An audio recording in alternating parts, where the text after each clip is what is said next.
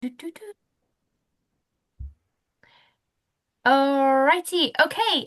Dark bleatings, everybody. I'm really excited to do this particular interview today because we have Professor Richard J. Hand with us, who, if you've been following any of my content for the last couple of years, you will have heard me mention many times.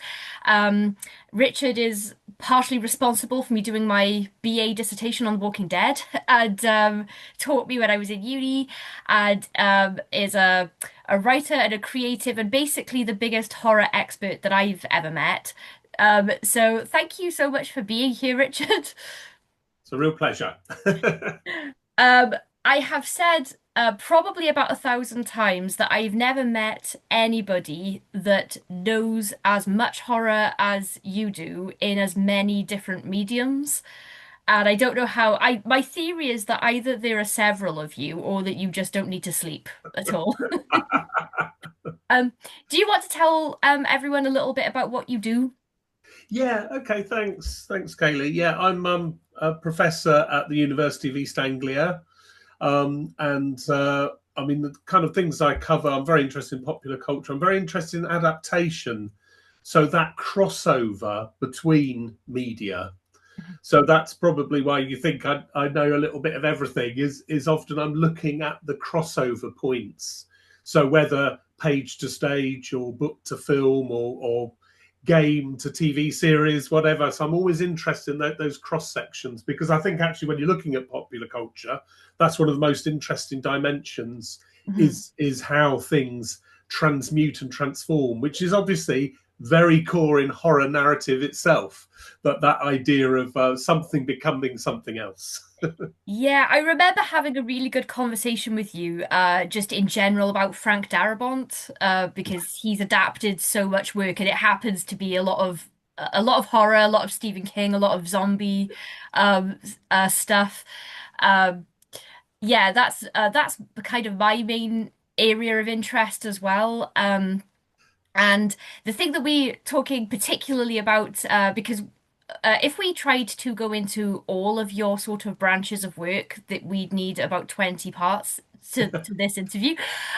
But we are focusing on audio today because that's something that you continue to work on. And in fact, you have written Oh, books about. I have one of them very here. good. I also have my Grand Guignol books that you Hey, wrote. great. Um, yeah, so I left university for anyone listening or watching, I left university longer than I would care to think about ago. It's longer than I always think, but like a decade plus, let's say. But I have kept up with your work. Whenever you release a new book, I'm always really excited to get it. And I think your interest in horror academically really ignited my interest in it. And it's I'm not in academics anymore, but I do like to still buy a lot of books and keep up with it. Sorry, that was a slight tangent. Yes, audio. So if you could tell people a bit about the work that you do in radio, and um I know that you've done audio plays and things like that, and why you think that horror is a good medium to explore in that format. Yeah, I mean, it's interesting with radio. Radio is so often neglected. I think because essentially it's invisible. It's easy to overlook it. And I think especially when you're looking at horror, people immediately think of iconic film moments or gaming, video games or yeah, TV series, movies.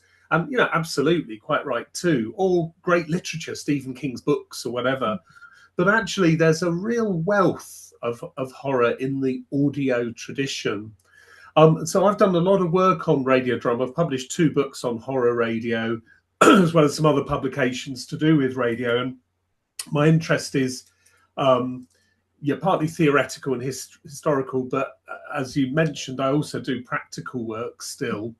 And actually, apart from my academic work, some of my professional practice is as an audio writer working with a company in America. So I'm sort of busy doing that as a writer, not an academic, and a playwright in a way. Yeah, I just think with what's fascinating with audio is even though, as I said, it's easy to overlook it and forget about horror radio or whatever, horror audio. Sound is so important in horror forms. Horror movies, the sound can be everything. The Hmm. use of silence, of course, but also the use of music, the use of jump scares. A lot of that is about sound. Hmm. And there's that classic thing, isn't there, with Psycho shower scene, watching it with the sound down, Hmm. it's nothing, but with Bernard Herrmann's music, it's terrifying.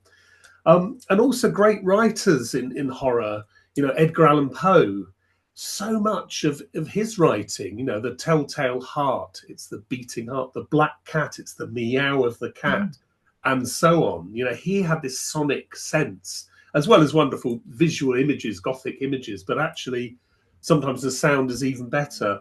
And there's something I mentioned in the book that's behind you, something I really love with like Dracula, let's say Bram Stoker's Dracula. We get the descriptions like the brides of Dracula, with their bright red lips, and yeah, it's all very powerful and iconic. But he also describes the sound of their tongues as they lick across their fangs. And Yeah. that's the thing that kind of gets a shiver down you, isn't it? Absolutely wonderful. And that sort of secret weapon that is audio.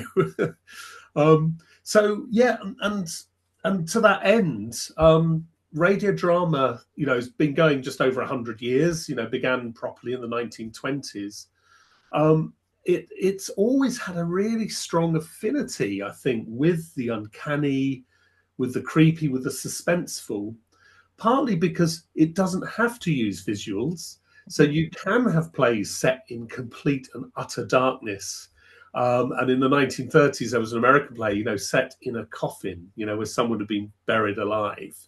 And you can do that on the screen, but you need them to find a lighter or a phone or whatever. But with audio, it can be pure darkness, Mhm. and that's sort of magnificent about it.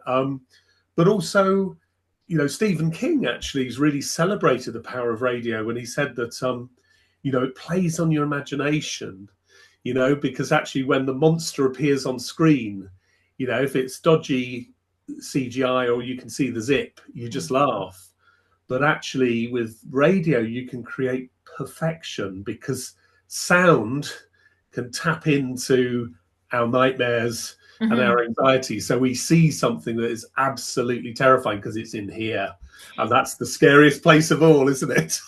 Yeah, I think sound is it's so powerful, especially in horror, because it evokes memories as well, and especially if the sound of the thing doesn't line up with what should be happening, it creates a really unsettling effect. Yeah, And Adam Neville does that really well in his novels. For someone you cannot actually hear the sound, but every time something scary is happening in one of his books, it's because someone's experiencing a sound that they shouldn't be hearing in that environment. And you're like, well, what is it? yeah, yeah, Why does something sound like a bag of hammers being dragged across the floor? Like, what's yeah, going yeah, yeah. um, when did you first become interested in radio in general and just audio work? Yeah, it's interesting. I was brought up to the sound of the radio. My mum used to listen to the radio all the time, so I Mhm. kind of had that as a sort of background thing. And then, yeah, it was only sort of years later I realised I have an affinity with it, and I felt I kind of understood how it worked and its Mhm. potential. And that's when I sort of began to do more work, and it was amazingly neglected as a field. You realise, there's radio Mhm. studies. I mean, it's a wonderful field, but it's absolutely eclipsed by film studies or screen studies in general.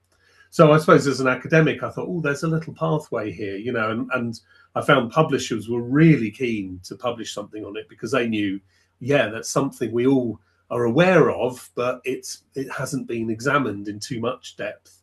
So I think that was one reason. But I think also, again, in the book, I mention how I remember my mum describing, one of the most, she wasn't a horror fan, you'd be interested to hear, my brother is, but not my mum. But I remember she said, one of the most frightening things she heard as a child was an adaptation of the Telltale Heart on the Mhm. radio. And, when she described it, it really sent a shiver down her because it was just horrible and gave her a sleepless night. And the recording of that is lost, but I managed to get hold of the script that the BBC had performed, and yeah, it's wonderful. The sound of the harp. They used a drum, of Mhm. course, but that coming into the narrative, and you could see how it could prey on your mind in just a sort of half-hour experience. And that was a wonderful thing about horror radio in its heyday, where these were half-hour things. And they were kind of real roller coaster rides, Mhm. a thrill journey for half an hour, playing between your ears. Yeah, I've been really interested in sound design and score in horror since that zombie symposium that you let me tag along to because I was Yeah, doing my dissertation on The Walking Dead. And would you believe, everybody, that zombies are taken seriously in academia? And there was a zombie symposium in Plymouth, and I think it was you were doing a live radio play to a live audience, which was really interesting. And you justified getting me in on this trip so that I could go to the lectures and stuff and the talks that yeah, people were doing by just including me in the radio play. So I don't think I was actually really meant to be there because it was a group of students on a different course that were going. And I just didn't realize the level of detail that goes into sound design for anything and until I learned through that a lot of stuff on mic doesn't sound like the thing it is, even if it is. And I remember we had to create a sound effect for walking on a gravel path, and we tried doing it with actual gravel when we rehearsed, and it didn't sound like a gravel path. So we had to use cat litter. yeah, yeah. And And that sounds perfect, doesn't it? yeah, and Yeah, I think I love that era with early radio, that discovery they made, realizing, oh my God, why doesn't I'm actually doing the thing? Why doesn't it sound right? yeah. And so that and they developed these Foley artists were absolutely wonderful, in terms of experimenting with things. And there were little things also quite practical. So one thing, if they're having a drink, they'd throw a couple of iron bolts into a glass because that Mhm. sounded more like ice. And of course, the ice would melt in the hot studio, whatever. And sometimes with gunfire, sometimes guns wouldn't work or they'd distort on the Mhm. microphone. So often, some production teams would use a metal rod and hit it on a leather chair, and you Mhm. get that crisp bang sound like that, which you could control, and it wouldn't Yeah. distort. And just so wonderful, as well as famous coconut shells and Yeah. watermelon for heads and whatever, But and cutting through celery to sound like cutting through bone and flesh. But I mean, Yeah. these guys, they were just wonderful. I think the celery is my favorite one because whenever people use that when they want to use like have a bone break or Yeah, something, and if you snap a twig, it doesn't it for whatever reason it doesn't sound dense enough. But if you do it with celery, there's like a wetness to it as well, that's and right. oh God, it goes Bit through of me with the fleshy twig. juice in there, yeah. Ah, wonderful, Um, yeah. when did you first become interested in horror? Well, I think that's very deep seated for me. I think I did, I loved that as a kid. I'd get horror books, movie books, and I used to sort of read those again and again. This was before the VHS, Kaylee, you see, so I'm showing my age now. But I'd get these horror books and history of horror film or whatever. And they're always really well illustrated. So I was very young, looking through those and then imagining what the films were like. And then when I was a little bit older, being allowed to stay up to watch, Hammer horror films late at night. So I always loved that. I also think, though, I mean, I know some people, reject horror and find it a very difficult form. I think because it acts on adrenaline and it acts on lower body sometimes. It's not always intellectual; it's a thrill. Um, but I think it's so deep seated culturally, because you can look at fairy tales and stories of big bad wolves and witches in the woods, and it is absolutely the building blocks of horror stories, which we are told at bedtime, Mhm. before we can read. These are perhaps really quite arcane. And I think that extends to a lot of, to be quite Jungian about it, there's sort of, kind of shared mythologies and archetypes across cultures. And these figures, the lycanthrope or the witch or whatever, are all there. Hmm. So I do think there's something quite deep seated about that, you know. But I know for me, yeah, I kind of loved all the horror stuff and horror comics and you know, anything like that. Yeah, it's been all of the women in my family are big Stephen King fans, so I was kind of brought up on horror, like age appropriate horror mostly for films and everything, and my mum was careful about what she let me read and stuff. Yeah. And I didn't realize that it was, even though it's so culturally ingrained and everyone has experienced horror storytelling, whether they realize like with the fairy tales and stuff.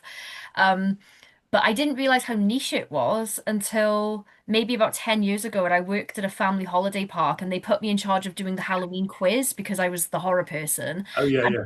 I thought that I'd written really easy questions and everyone was complaining that my quiz was too hard. And I was like, oh, I didn't realize I was going really general knowledge, I thought, but everyone was Yeah, like, "What are you talking about?" And I was like, "Oh, okay." yeah. It's, I did not realize. I thought that everyone knew about Stephen King and everyone had seen Halloween and stuff like that, and just to discover no, No, people no. aren't. Fantastic. Yeah. Well, I had fun recently a couple of years ago when I was invited to a local sixth form to give a talk on genre and horror and suspense. And we had a screening of Psycho, Hitchcock Psycho, and it was wonderful because all the audience were so surprised. You know, they jumped at the right moments and were amazed at the end, the twist at the end. So it was lovely to see it can still work over 60 years later. You know. And you Yeah, think these kind of thing, everybody knows the story of Psycho, surely, but no. yeah, I suppose yeah, because there are younger age groups now that won't be because you think that everyone already knows the twist even if they haven't seen it or read Yeah. it. But yeah, there are a whole that makes me feel a little bit old. um, yeah, no, Yeah, that's the really other thing I cool. should say, Kaylee, I just got to just you also ask why I got into it. There was a very personal reason as well with horror radio, which was I really got into listening to sort of old radio drama, Mhm, partly because it's been a wonderful time the last 20 years in terms of podcasts like yours, mhm, um, disseminating knowledge and interest in things, but you can get hold of the old shows. There mhm, was a time it was quite difficult because you had to get hold of cassette tapes and you know, a lot of the golden age radio was not recorded. We're very lucky with the mhm. recordings we have because they were broadcast live. It was a kind of theatre. You know, they didn't think about recording it and playing it again. No, they wouldn't do that. You know, so we're Yeah. lucky what we do have off air recordings. So it was a wonderful, rich time where you could suddenly access podcast MP3s, and suddenly, you know, you could get hold of what was still around, and that was magnificent. And we had started a family, and I was often doing the night feeds, and I couldn't switch on the light and read. I'd sit in the dark giving milk to the kids, listening to horror radio shows in the dark. You know? That sounds great though. Yeah, What a great way to entertain yourself because it takes ages to feed a child. I don't have any myself, but I have babysat a few and I did yeah, not realize that it takes so long to get yeah. to get a That's baby it. to have a whole bottle or something. So you know, setting up a half-hour horror radio show was just about right to sit in the dark. Yeah. But you know, seriously, that was kind of you know, radio is great because it's, as I said, people often think, oh, you know, how can it be as good as something on a film? Hmm. Because it's lacking visuals, but Hmm. it's wonderfully kind of ideal for multitasking. Hmm. And that's the other thing I do every night. I can't listen to music at night because it wakes me up, stirs me Hmm. up. But I listen to spoken word stuff. I find very relaxing and radio plays. And often I'll fall asleep, you know, and I'll have to sort of catch up where I've got to before I fell asleep. But it's good for that, or you're driving, or you know, Hmm. doing jobs around the house, or walking to work. You know, whereas sometimes you know we get so busy that sat watching a screen is a bit of a luxury, you know. But Yeah. actually, radio you can have it on, and it can sort of you can immerse yourself in it in your day to day life, and that's what I think is some of the most magnificent radio plays are the ones that manage to absolutely hook you Hmm. while even though you're doing the washing up or cooking dinner but you're holding that narrative And that's a real, it's wonderful because sometimes you get examples that do that. Yeah, I find that with audiobooks as well. The best audiobooks, sometimes people get really creative and they do use a little bit of sound design as well in the audiobook. And I remember listening to Salem's Lot while I was doing chores and I got really scared and I had to turn it off because it was the middle of the night and I can't remember who did that particular version of it, but it was really good and I think that weirdly, even when you are watching something visual, like if you're watching a film, if it's horror, if the sound design isn't good, it doesn't work, even no matter what Yeah, you're looking at. Um, my yeah, brother yeah. is a That's right. I mean, that's interesting. That's what's wonderful, isn't it? With yeah, shows like Mystery Science Theater 3000, where they show kitsch and bad movies and they do their commentary, and it's often quite a treat when they're pointing that out, aren't they, where it sounds like somebody's walking on cornflakes, not gravel. yeah, And yeah, and it's often is the sound design is just doesn't yeah. make sense, whereas at its best, I'm thinking of people like Graham Resnick, who worked a lot with Ty West Hmm. and did such great work on The Innkeepers and House of the Devil. And then Graham Resnick went on to do, wonderful podcasts of his own, and also, heavily involved in gaming and Hmm. some soundscapes on video games. Where and some of those you put the headphones on, you're like, my God, this is an extraordinary sound design. Yeah. Absolutely wonderful. Yeah, there's that's something that my brother and I are always going on about because we both like video games and my brother is a music composer. He's very interested in sound design and we've been playing the Silent Hill 2 remake Oh, and yes. because of the sound design basically that it looks scary anyway, but it's the sound design that really gets me on that because you can always hear something coming and you don't know where it is, no matter how long you've been playing, and it's always it's always really good. Um, Fantastic. yeah, I think video games. I think sound design is particularly important because a lot of stuff is happening in off screen in a video game, and if you because you're in first person POV and you're having to it's not a passive way to enjoy a story Yeah. because you it's um yeah that's always a lot of fun if you get something that's I don't know why I enjoy being scared so much, and video games are the scariest for me of all mediums. Right. Because I'm not good at them either, so if I'm playing something that's horror, I'm doomed for the whole Yeah. time. Do you have favorite audio dramas or audio plays? Yeah. I mean, there's a lot. Once you start digging, there's quite a lot. I mean, there's a couple of American shows from the sort of 30s and 40s, which I think are just tremendous. One is Lights Out, Hmm. Hmm. and another one is Quiet Please. And these were half-hour shows. And there was a lot of horror. There was a show called The Witch's Tale that started in 1931 in America, and it ran for about 7 years. And that was great because it had a host, old Nancy the Salem witch, and every week her age would vary from 101 to 110 or whatever, and she was with her black cat, which was an actor doing meowing sounds. And there's, it's wonderful when you piece together the backstory. But you imagine her sat around the fire with Satan, her black cat, and she'd lure you into the story. And they're wonderful, but they're kind of classic Gothic adaptations, sometimes really good adaptations of Frankenstein and so on, and sometimes new works. They're really good, but I think and could listen to those anytime. There's another one called The Hermit's Cave, did something similar with an old hermit kind of telling you the story. But with Lights Out and Quiet Please, they really used the form, and I think they were kind of ahead of their time.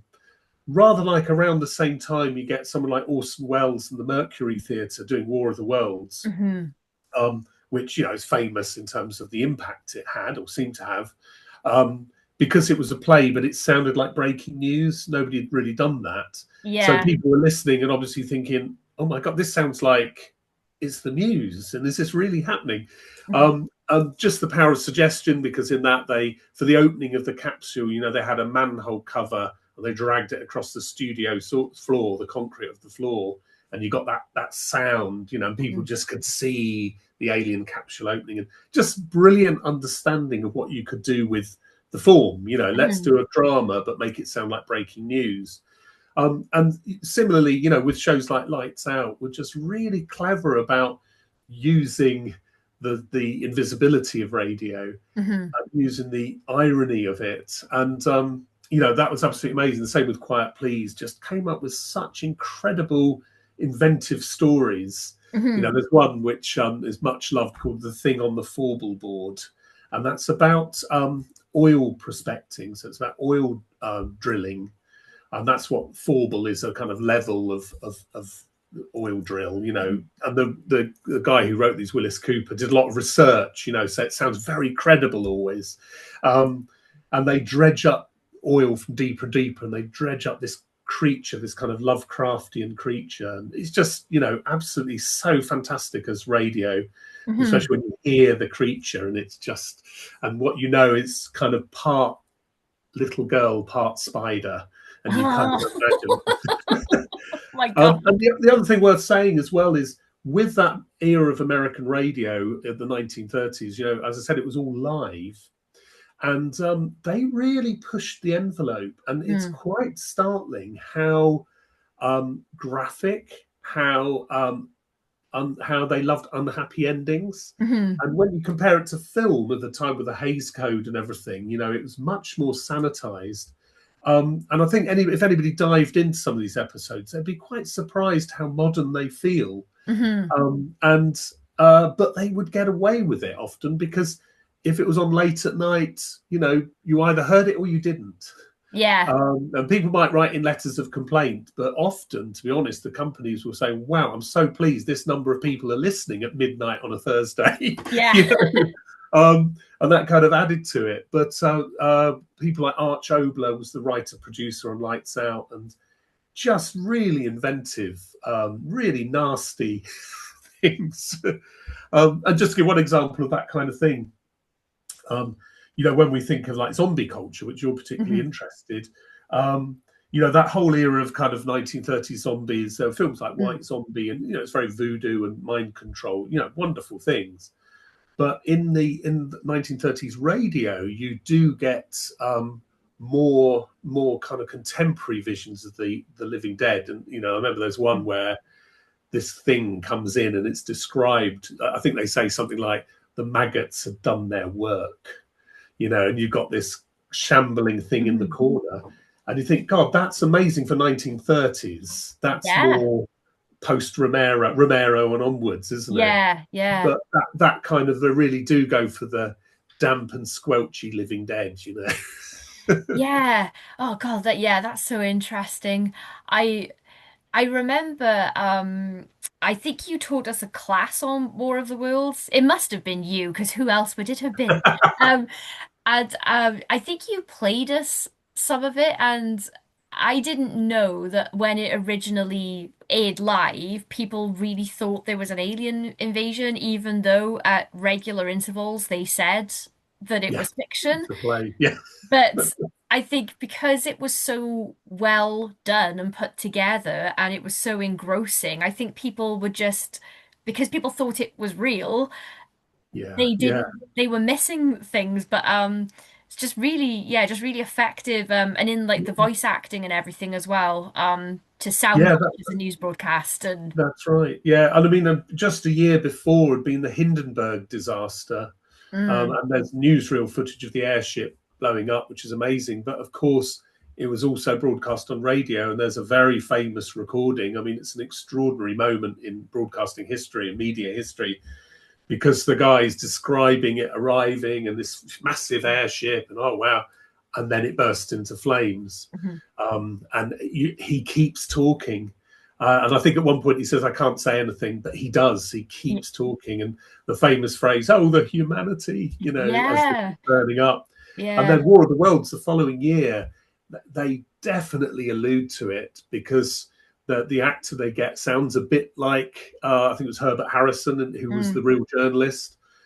But that tone, that breathless tone of being quite emotional and yet doing your job, telling the listeners, yeah. that does that, but then points the microphone, cuts, and then there's silence, and then the continuity says, "We apologise for some technical difficulties," and that sends a shiver down you. And even though I think people say, "Oh my God, how could they believe it?" I think it just tapped in on something that confused people, rather like years later with Ghostwatch on TV, and Yeah. even Inside Number Nine's Halloween special. It Hmm. was a live broadcast, but seemed to go wrong. It still has a place where people think, "Oh, technology's gone wrong here, or is this really happening? What's happening?"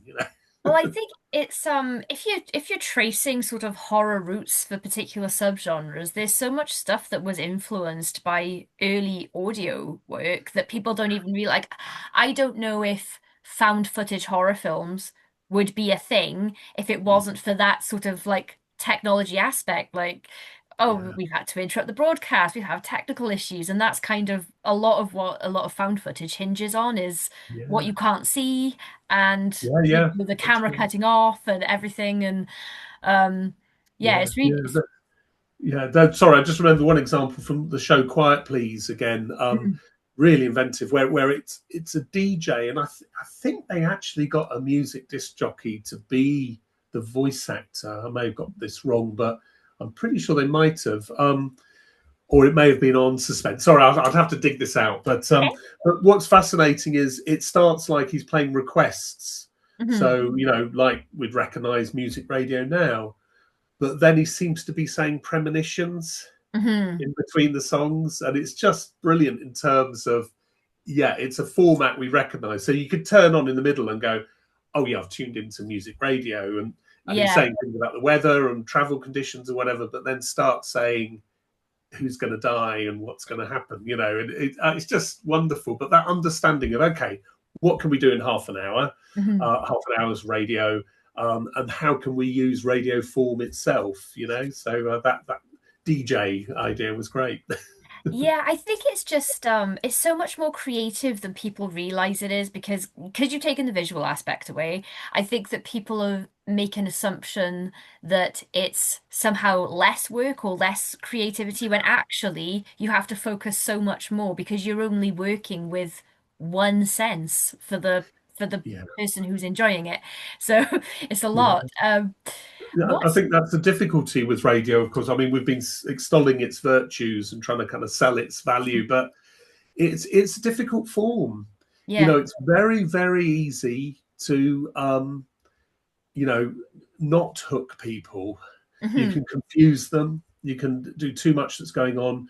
One of the terrible things is when people try and compensate for the lack of visuals and Hmm. over describe what we're meant to be seeing, not Yeah. trusting our imagination, with silly details as if they're trying to paint the picture. You don't need to do that in that way. And then people lose interest. Now, it happens to me. Sometimes I'm driving, I'm listening to an afternoon play, and then I realise I've no idea what's happening. I'm lost. I'll put Yeah. six music on instead. Yeah, there's a fine art to telling a story in that way without being really expositional in the dialogue and yeah, because people register that as oh well, that's a bit unnatural. Why would they say that or whatever? What's your approach when you're writing or when you start putting together a project? What's your kind of process when you're in Yeah, well, storytelling mode? writing radio. Yeah, I suppose that's, yeah, thinking in an auditory way. Mhm. Bearing in mind what it will sound like. Trying to keep it simple as well. Mhm. I found that sometimes things get too complicated. With a film, you could perhaps have multiple characters, but if you closed your eyes, you'd be confused who was who. Mhm. So making sure things differentiate, perhaps, and yeah, I mean that's certainly something I've done because I think that's a lesson I've learned from listening to so much of the old radio stuff. It is a roller coaster ride. They strap you in Mhm. and they send you on your way. And part of that is not by overcomplicating. It's being very efficient. Yeah. Within half a minute, the audience need to get where we are and who Mhm. they're with. You haven't got time. You haven't got 100 minutes of screen. You've got 29 minutes of radio. So sometimes that kind of efficiency, and then thinking about what sound can come in. Mhm. And this has been fun with some of the work I've done with the company in America is the Edgar Allan, the National Edgar Allan Poe Theatre based in Baltimore, and they've got a podcast angle, which is the Poe Theatre on the Air. So I've done quite a bit of writing for them, and we've boiled down sort of Poe's stories into the kind of an anthology series, and yeah, it's really fun, choosing what stories you want to do. And obviously, we do the Black Cat, the Telltale Heart, but we also do plays like Berenice, which, if you don't know that one, it's where this man becomes obsessed with this woman's teeth, and he has to have them. And you can tell this builds up to a wonderful soundscape moment when he gets the teeth off of her. Oh God. But and I mean, it can be great on screen, but actually, as radio, coming in, plucking the teeth out one at a time, just great. And and people hate dentists, don't they? So it taps in on that. But Yeah. also, it's kind of in your head. It's that's really terrifying. Oh And yeah. something I should mention, actually, Kaylee, is one of the other great radio plays. It's often regarded as "Sorry, Wrong Number" by Louise Fletcher, which was on a show called Suspense, and it was so acclaimed. She, Agnes Moorehead, was the actress, and she repeated the performance about 8 times over 20 years by popular demand. And that's the situation. The situation in that is where you've got a disabled woman who's in bed, so she relies on her phone, and then she overhears a call that a woman is going to be murdered, and like in half an hour, it's kind of real time, and then she's trying to phone around to, tell the police or to Yeah. whoever she can, and then there's a moment which we recognise immediately, which she suddenly realises it's her. She's the Oh, target. oh my And just the way it gosh. plays, and there was a film version which has its merits, but the fact you're half an hour in this bed with this woman in the earpiece of the phone, absolutely brilliant. But that understanding of you can make something so terrifyingly claustrophobic, as you hear her, get more and more desperate, and it doesn't end happily. So it's great. Oh my God. Yeah, that sounds right up my street. Um, I have I'm just writing one question down because I thought of two questions at the same time. Um, so I was wondering what you think of in terms of performance for acting on the radio or for an audio project. What would you say is the best approach to performance? Because I know that stage performance has to be bigger than film and TV performance Yeah, because if you ever see part of a stage play on screen, it looks so over the top and yeah, melodramatic. But then when you're in the theater, it looks just right. yeah, And you yeah. have to, and if you're on camera, you have to key down what comes naturally as a reaction. Otherwise, it looks like you're being really theatrical. So where's the balance for audio? Really interesting. Yeah, I mean, often when I'm working with radio actors, they find it quite a difficult thing to understand initially, Hmm. because one thing is, you've got the microphone, and this is the ear of the listener, Hmm. and so you can be really intimate and whisper, and it can sound that close to them, um, which is great. But then there's other times, if they're acting with someone, they want to be big. But if you're doing this, it sounds like you're coming and going off the microphone. So Yeah. sometimes, I found really experienced actors from stage and screen who are like, oh my God, I can't do this, because if they're talking to the person next to them, they're both on a mic. They've Yeah. got to talk here, not to each other, because that's not going to work. Yeah. So that kind of thing. And also movement. And reading some of the old handbooks from CBS, etc., from the 30s, there were guidelines for acting. And really interesting where they're saying that actually it's a really physical form, and Mm. warning actors it's quite exhausting. And we might think, oh, what's exhausting about talking on a microphone? But the thing is, if I talk like this, it sounds like I'm reading a news report or the weather forecast or something. Hmm. It doesn't sound like I'm acting. So you have to tell actors to put movement into it, so it sounds like it comes alive, to do stuff with their face, to smile, to frown. And that Yeah. comes across to the listener. And the listener can tell if someone is just, dryly reading a script. They've got to be animated. So I'm often telling actors, put movement into it, Hmm. make it dynamic, because then people listening can believe they are walking through a haunted house or in a forest at night or trying to drive away from something. Make, Yeah. make it dynamic. So it's wonderful when it clicks for actors. They absolutely love it because it's actually quite liberating. Yeah, I think that is a realm of acting that I don't think that the people who are really good at it, I don't think they get enough credit because I hardly ever see. I'm sure they exist in gaming, but I never see people getting best performance Oscars um for an animated Yeah, piece or something. And um I don't think that even if you're a great screen actor, I don't think that that necessarily translates. It's a different skill, and I think there are a few actors that I see their names again and again in really popular video games, and I think that that's for good reason because um, even when because you're trying to convey everything without someone, so if you want someone to know you're smiling, you have to convey that through your voice, and that's so like that those like subtle things are so difficult to do when people can't see you, and it's really easy to overdo it and then yeah, it sounds that's right. hokey. And so I'm always sort of just like bowing to people who do great vocal performances Yeah, like yeah, that. yeah. I don't think that I would ever have the skill for it myself. I don't even know how to start getting into the headspace for something like that.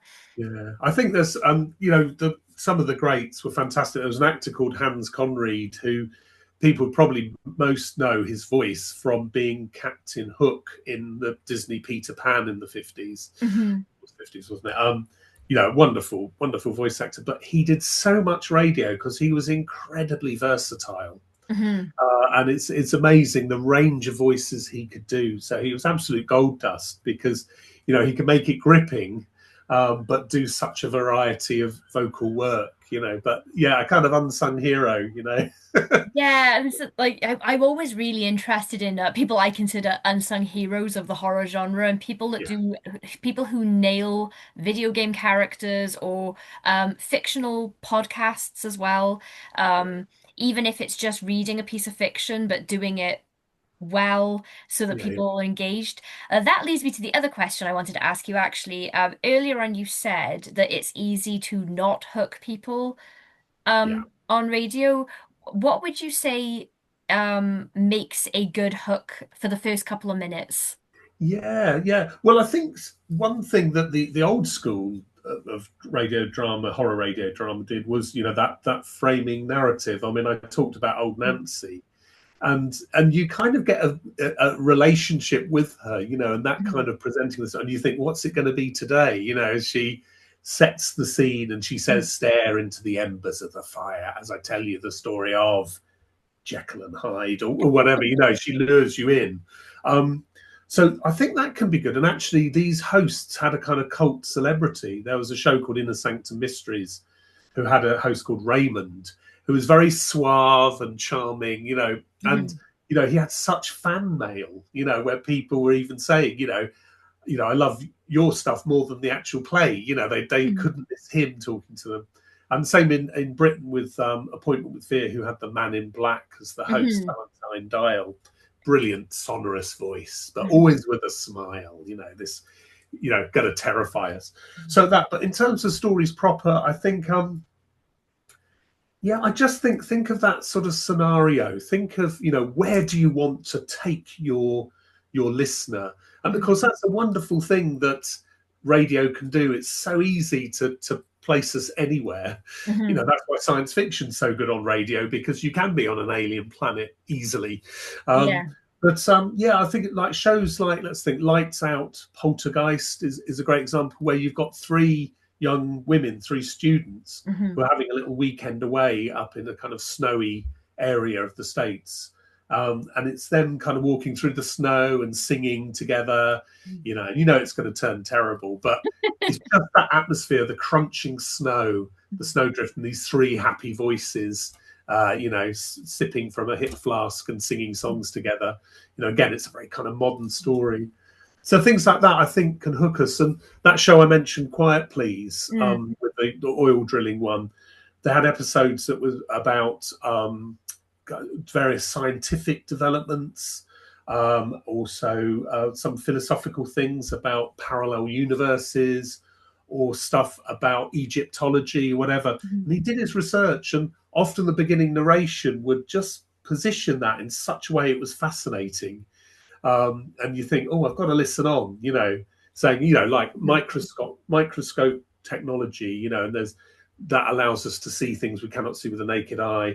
What if we can embody those? What if we can turn those into physical? And you think, oh, this is going to be good, you Yeah. know, and that kind of luring us in, with Mhm. wanting to see what happens. So I think there's various ways of doing it. It can be a fantastic scenario where you're immediately somewhere, um, or it can sort of pique our interest. And that there was another show called Escape, and that was a half hour of sort of thrilling adventure in the 40s and 50s, and that they did such a great job with that, where they'd say, tired of the everyday grind, do you want a half an hour of thrilling adventure? Then tune in to Escape, and then there'll be a bespoke kind of aspect to the narrative. And one of the famous ones they did is, you're in a farm surrounded by ants, and can Ooh. you survive? And this kind of setting up the scenario, or you're cast adrift on a lifeboat, and Mhm. it would just sort of immediately place you there. Yeah, I think I guess you like with all storytelling, you need a good story hook initially, and then I guess to keep your listener, the production value has to be there, and like that's Yeah, where all the other elements come in.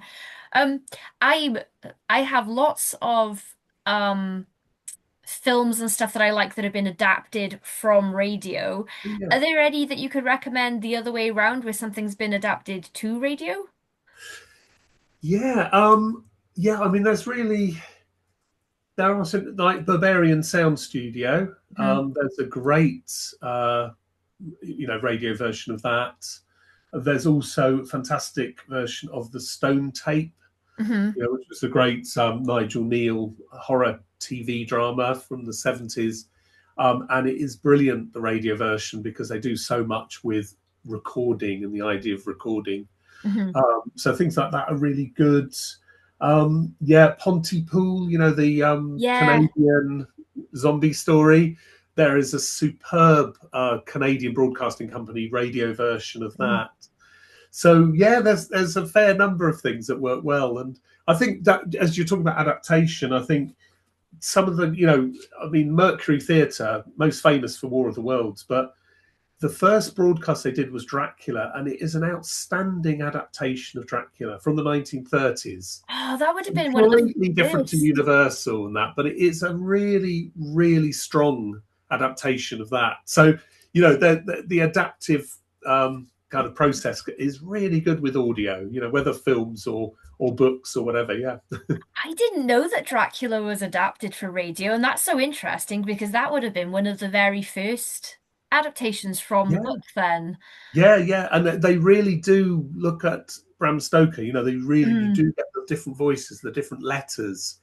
So it couldn't be more different to what Universal was doing. But Yeah. yeah, it's a wonderful, wonderful version of it. Really great. Yeah, Yeah, I could imagine that that would be really effective. Because I personally don't think that I've seen a lot of the Dracula films, and I don't think that any of them I've liked a lot, but they haven't quite nailed the feeling of the book for me. So maybe I should listen to the yeah. Maybe radio give it a go. version. Yeah, yeah. No, it's a really, and Orson Welles is just great. Oh yeah, One of the yeah, great voice actors. yeah. Also, One thing Wells is. he realised was and his team was that first person singular, he called it, that way of making radio so intimate. Because there Mhm. was a tendency in very earliest radio drama, it'd be like, well, you can't see the show, but we're putting a microphone on the corner of the stage and you can listen in. There was a bit Mhm. of that. But people like Wells and that understood, what can we do with the microphone? How can we talk to our listener, Mhm. and really personally? and get into their heads, and that was wonderful. Their understanding of that. Yeah, I that's something I've been thinking about recently because I've been writing fiction, horror fiction for years, and I've only recently started ever reading any of my stories aloud. I'm really uncomfortable with it, but I've discovered that if it's a first person piece, I'm much more comfortable and I find it more effective coming from me than something in the third person. And I think it's because Yeah, I'm talking to people like directly rather than yeah, doing yeah, an overhead absolutely. view. Yeah. Yeah. No, that's absolutely true. Just you made me think about some other kind of contemporary things. There was a absolutely superb, I think, Julian Simpson's Lovecraft Investigations, which was on broadcast on BBC Radio, but it's also a podcast. And he takes the H.P. Lovecraft's some of the core stories, um, and he adapts them, makes them kind of contemporary. And it's great because it deals with some of the problematic sides of Lovecraft we're well aware of, the unsavory aspects of him. But it's just great sort of modern cosmic horror, Mhm. working out how that world of Lovecraftian horror is so contemporary. Mhm. And, it's presented as a kind of investigative podcast, but it's a very carefully crafted drama. And it's so interesting. One whole episode is just white noise. And you Ooh. think, oh, what the hell's this? And then you listen to the next episode and they talk about it and say, if you listen back, think of this sentence. And you listen back, and it's the only thing you can hear is this Oh. repeated line. You don't hear it first time, but you can never hear it the same again once you're prompted. So they understand how, the illusions of sound and how that plays on the mind. And they also, yeah, I mean, they just is such witty lines as well. I mean, some of it is terrifying. He really Hmm. captures the horror of Lovecraft at its best. But there's one point I think they're talking about some of the arcane kind of Cthulhu mythos, and they say it's basically Brexit for wizards, which I just think is wonderful. um, but so there's great work going on, and it's a few years old now, but they still do some follow-ups. Is We're Alive, the great Yeah. zombie podcast. And it's an epic as big as The Walking Dead or Last of Yeah. Us or whatever. And that understanding of sound, though, the team who did that worked really hard, listening to loads of old radio to understand how radio works. And yeah, it's a great treat. Yeah, I love We're Alive. It was either you or Ian Staples that recommended that one to me while I was working on my dissertation, and I was like, I didn't know there was such thing as zombie podcasts. But yeah, it's a great one. For anyone that wants to who's interested in checking out your work, where's the best place for people to find you? Yeah, well, they can look me up at the University of East Anglia website. Hmm. I've got a page there that sort of outlines some of the publications I've done, which I said sort of two horror radio monographs, but also I've published lots of shorter articles, including on Lovecraft on Hmm. radio, and because they started adapting Lovecraft to the radio in the 1940s, which is really interesting because often people say he was neglected in his time, but actually, national radio were Hmm. adapting him in the 40s. So it's an interesting story. Um, in terms of other things, yeah, if people want to listen to the Poe Theatre on the air, Hmm. that's on Spotify or any other platform for free, or its own website, the Poe Theatre. That's a lot of fun. We've got numerous episodes there, and that's our sort of framing narrative in a lunatic asylum and very old school horror. Um, one project we did as well, which was enormous fun a couple of years ago now, but we're hoping to return to it again, is the medium of mediumship. The media of mediumship. Sorry, project, which the recordings are on YouTube. Hmm. And this was a project led by the University of Hmm. Stirling, Christine Ferguson, professor there, and she's looking at the kind of place of the medium and the popular occult in the Hmm. first part of the 20th century. And she invited us to adapt some stories from, a collection of weird stories from the 20s. So we looked at some neglected ones, and we adapted them into a series. And these are the adventures of Zachariah Yeager. We've got this character who's a American paranormal investigator, but we adapt these 1920s stories, and they're enormous fun. So they're, you know, weird creatures down in caves. And there's one story which I'm particularly fond of called The Badlands, which is Mm.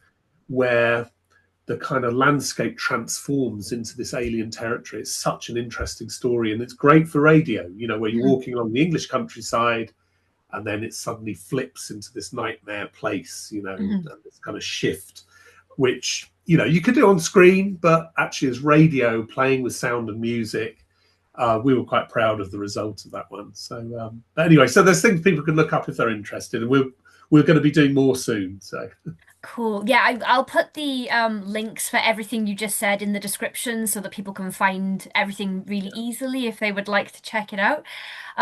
This has been one of the fastest hours ever for me, Richard. This was such a fun conversation. Yeah, I'll definitely be checking out that last one. That sounds really good. Um, um, I just want to thank you again for doing this because you were you were just such a huge influence on me as I was finding my feet for the kinds of things that I like to work on. And I think you were probably one of the first people that took my interests seriously because if you're in the arts at all, people roll their eyes. And if you're in the arts and you enjoy horror, that's a whole other thing. So, yeah, thank you for just all the lessons and the inspiration and everything. And thank you for doing this. It's been so lovely to get to speak to you. yeah, you're welcome. You're welcome. And yeah, do, you know, I'd encourage all your followers and that, you know, don't neglect audio horror. It's a wonderful field. A lot of it's freely available, and just there is a magic with some of these plays. You know, turning out the lights, lying or sitting in the dark, and just being swept away just for half an hour. Great. That is an excellent closing line. So I think we will call it there. And our usual goatee sign off is bleat. So that's what I'm going to say. It's going to sound confusing to you, Richard, because it's weird. But so yes, thank you once again. Thank you for everyone for watching and listening. Everything will be linked in the description for you. Bleat.